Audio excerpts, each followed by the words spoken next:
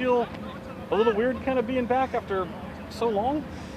No, it feels great. It feels like this is what we're supposed to do and what we've done forever. So it feels great to be back out in the rhythm and just being able to practice and be around our guys. When did it feel like football again?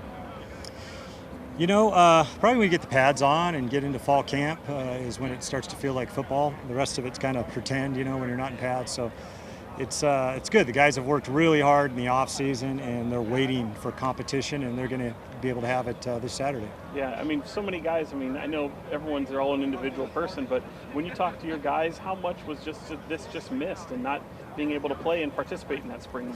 Yeah, I think it's tough. There's a lot of fun things going to football, but there's some things that are difficult. And when you don't have the reward of being able to play a game, sometimes that can be a struggle for people. So our guys really love football, but they love competing against other teams. So now this is the reward they've been working so hard for. You see so many coaches who had to go through so many challenges last year that were beyond football. It was always the control what you can control, but there's so many elements that you couldn't control. How does that kind of play into this year? Even though it looks like might be on the end of things, you're still having to deal with so many COVID issues.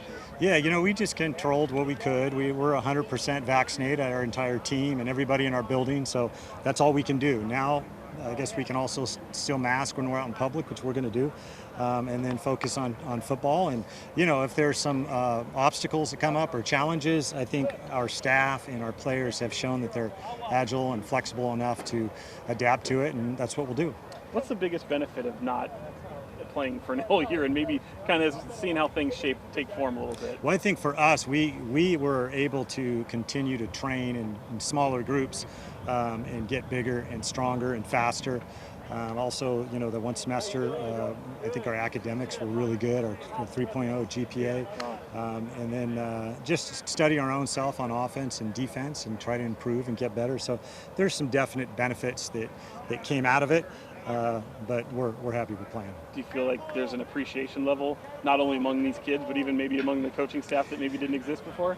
No, I think we always appreciate it. We do. We're really lucky. We're a grateful group. Our players understand how lucky they are to be at a college and university like Sacramento State and play football, and for as coaches to be able to get paid to coach football and do this. We were always very appreciative, and we missed it. That's awesome. Now you look ahead at the season ahead for you guys. I know there's a lot of focus on your quarterback situation right now. How tight of a race is this right now for you guys? It's really good. We have 5 good quarterbacks. We have 3 that have kind of been in the main competition.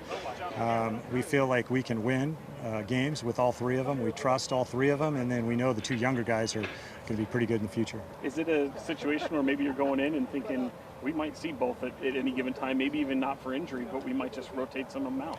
It's definitely a possibility. They've all played really well, so I feel comfortable with all 3 of them in there, and we'll see come Saturday. If any fans haven't seen you in a while, what do they hope to see from the Hornets this season? Oh, we'll be fine like we were in 2019. We're going to play with a lot of passion and energy, and I think we're a dynamic team in all 3 phases, and it'll be fun. How about the thought on Dixie? Yeah, they're probably wondering about us like we're wondering about them, because you have so many new rosters. And, we got to see them a little bit in 2019. They played, or 2020, they played in the spring. But a lot of it's unknown for both teams. So we'll find out when we get there. And you get Cal as well. Is that going to be fun for you as a former Golden Bear? Yeah, that seems like, a long ways away. We're really focused on this one. But we Cal's a very special place to me. And but once we prepare and play, they're kind of all the same. We enjoy them all. That we won't mean anything different? Not really. I've coached in a lot of games, and they've all been really, really important, and I've always been excited for them. And honestly, once you start the game, it's just another team, really. Final 2 for you. I know I got Elijah standing right here. I'm going to talk to him, but just what does he mean to your program, and obviously him coming into this season for him? For Marshall Martin? Sorry, Elijah Dotson. Elijah Dotson. Yeah. Okay. Elijah Dotson is he's one of the strongest leaders on our team. He's one of the hardest workers. He's a skilled kid. He's very loyal to the program, and he's a great player. So he's everything that you personify in an outstanding player and representative, a student athlete at our university. Yeah, and then finally, just because it is here at opening week, you feel ready? Yeah, I mean, we're getting there for sure. We have a few more days of practice, so I wouldn't say we're ready, but we're definitely headed in the right direction. I did have one last one. I lied. Yeah. There's so many guys here homegrown that I know that was made a big Yeah. issue, but even for me, who's covered so many of these guys in high school football, Yeah. I'm looking around. There's Scatabo, there's teams Yeah. in it. Just what's it mean to have so many guys from this area? Well, it's great, as you know, great players in this area, really good coaching. And so it's an emphasis for us to keep those guys around and here at Sacramento State. And it's a priority for us. There's tons of players within 3-hour drive of this campus. And if we can just get the better players in the area, then we feel like we're going to be really competitive. That doesn't mean we don't, recruit really hard down south.